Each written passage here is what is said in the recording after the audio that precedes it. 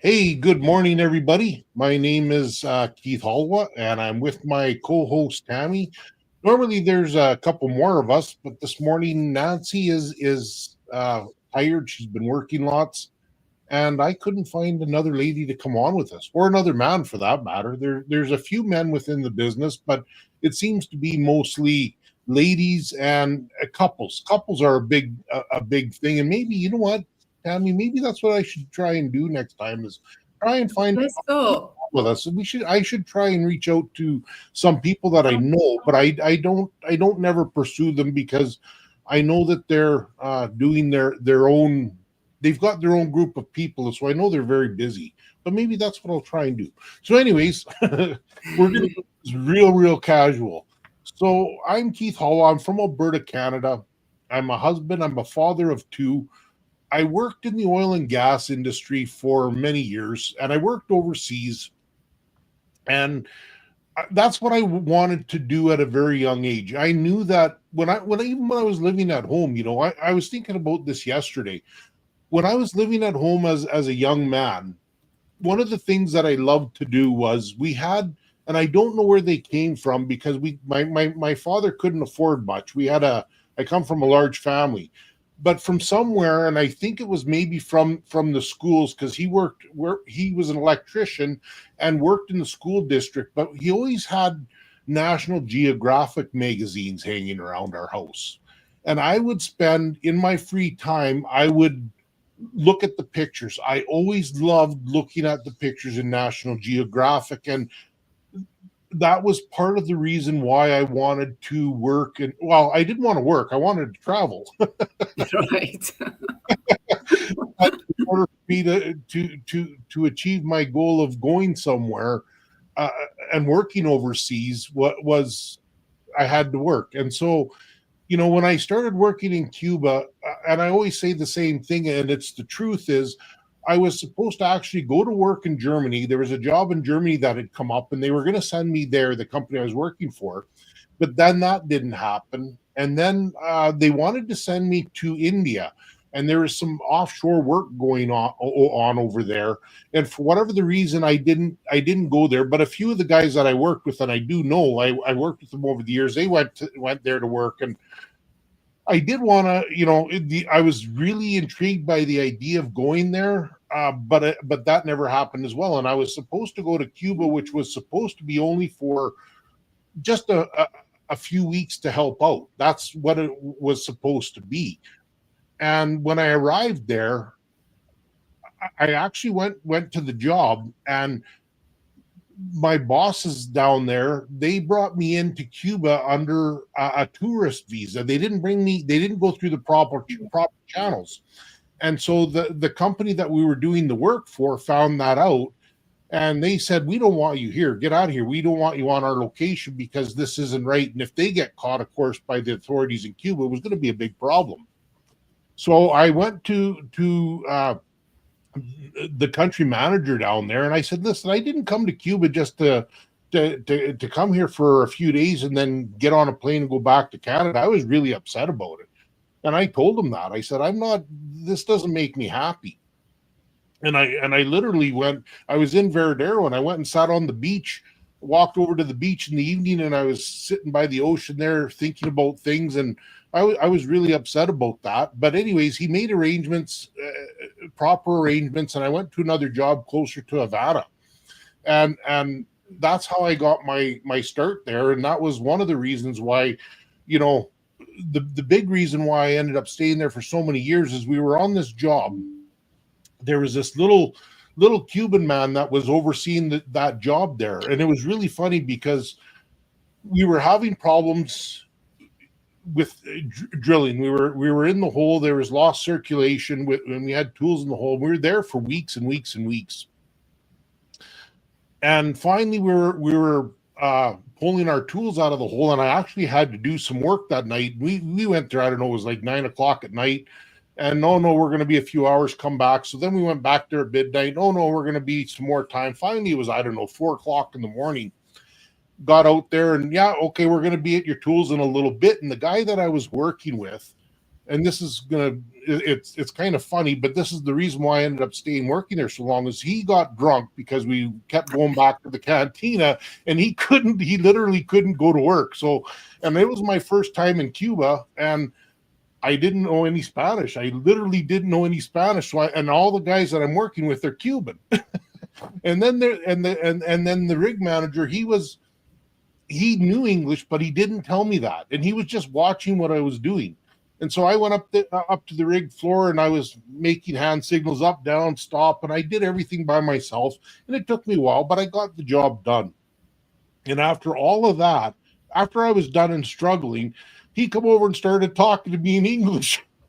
Oh my God. Not right.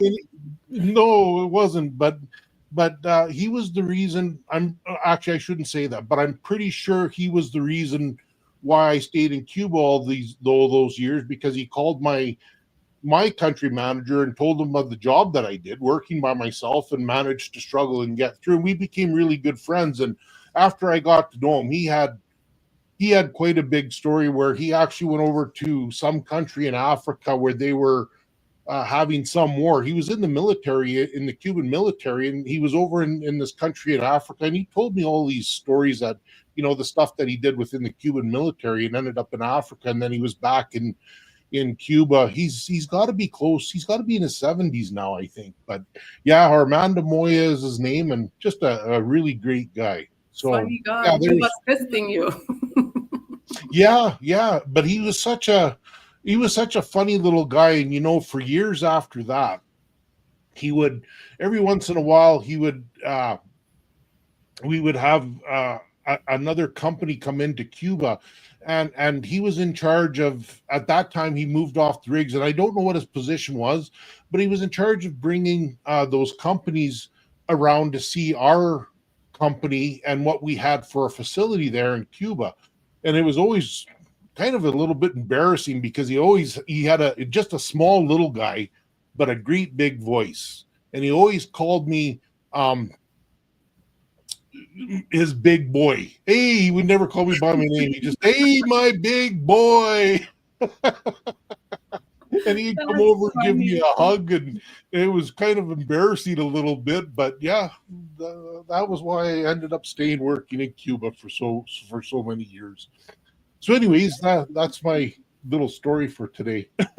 Very good, very good. Hi, everyone. My name is Tammy Amadi. I live in Maryland, United States, with my husband and my 2 children. My profession is a hairstylist, and I have my own hair salon. But a little while ago, I decided to join the online board because I wanted to supplement my income. And now I met all these wonderful people all over the world, including Keith from Calgary. And I'm here. We are here today. We were supposed to be with Nancy and other people, but unfortunately they couldn't make it. And funny, you mentioned that maybe next time we look for a male guest. Which is very funny. Yesterday, I was at my salon talking to one of my clients about this business, and I told her that she can do this business with her husband because they always do stuff together. And she was so surprised that she thought this business is for women only. And I mentioned that no, we have so many male in this business, but they work different than women.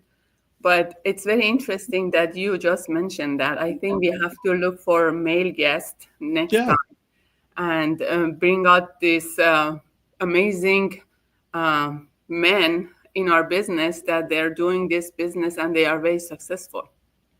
I wish my wife would want to do this with me. She's not interested in any. She's go do what you're doing. She doesn't want to be part of this at all.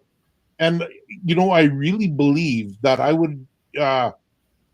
My business would thrive a lot more if she would come on with me. I really believe that. but she's not interested in this. Maybe someday she will. Maybe I got to give her some money or something. I don't know. but the couples that work within this business, I envy them, because then it takes the workload off of one person doing everything, Yes, it does. and yeah, and my wife is very creative. She's and I'm not that way. I really struggle with trying to create posts and putting all of that kind of stuff up, and she's really good at it. She likes to take pictures, and but I am very envious of couples that do this business together.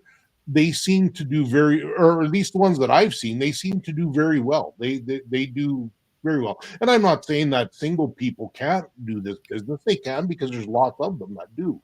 But I like the idea of splitting the workload up so one person isn't doing everything, because it can be a little bit overwhelming. There's Yeah, a lot. absolutely, absolutely. And we have seen that couples who one of them has been skeptical, but after a while, when the business started thriving and being successful, they came around and started doing the business together, and they thrive together so well. Yeah, So well, they that's came around it. They get the checks in the mail and they start seeing those. right. You The got to take greens. your Yes, that's right. So, yeah, you mentioned traveling. I love to travel too. 2 weeks ago, I was in Brazil and I really enjoyed it. And I took my online business with me. I wasn't able to take my hair salon with me, but I did my my online business at the beach, on the top of the mountain next to the Christ the Redeemer. It was amazing. I really Yeah, enjoyed it. yeah. Some of those pictures that you were taking, of course, some of them end up in movies, or the famous picture of the big statue of Yes, Jesus, and the famous beach that you were taking pictures of, where you're in the swimming pool and you're overlooking that beach. Very yes, that's famous, a of course. very You see famous it. beach, right? Yeah, yeah. And so it looks like you had a lot of fun. So we're going to keep it short today. It's already 12 minutes. We said we'd keep it 10, and we've been talking for 12. And so anyways, if anybody is interested in this online business, again, it's a real legitimate opportunity. And so down in the States, I forget what tax form, is it a 1066 or something like that? What is it, the tax form? 1099. 1099. And up here in Canada, we get T4s if you want, or what I Oh, you're frozen, Keith. oh, am I? Oh, something. No, that's great. I think the connection is. So I've come unfrozen, I think. Are you still? No, it's better. Oh, It's better. are you there? Strange. So is if anybody, we're freezing up or we're having internet problems here. So I'm going to drop a. Yeah, you keep freezing, Keith. I don't know if I am freeze too or not. Unfortunately, I think we lost Keith.